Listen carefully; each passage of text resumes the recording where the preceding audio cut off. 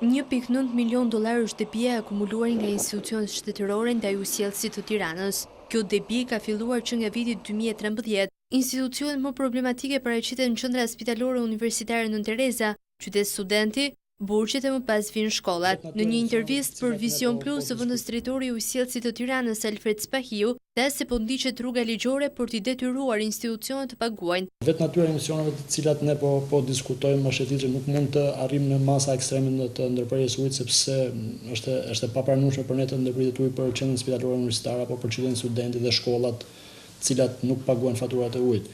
Për këtë arsye kemi ndjekur rrugën ligjore të vjedhjes së debisë nëpërmjet zyrave të përmbarimit, nëpërmjet lëshimit të ujit të ekzekutimit nga gjykata e Tiranës. Por kjo debi nga viti në vit ka ardhur duke rënë, mjafton përmendem që në vitin 2014, pra në fund të vitit 2014, fatura koherente e pashlyer ndaj ujësielësit të Tiranës është diku tek gjysmë milioni dollar. Një faturë mujore e QSOT sipas ujësielësit shkon deri në 15 milion lekë, ndërkohë që shuma totale e 3 faturave të prapambetura të qershorit, korrikut dhe tetorit 2013 kap shifrën e 47 milion lekëve të reja për këtë institucion. Për çdo faturë kamatavonesa e ujësielësit është 10% e detyrimit për ujin e konsumuar.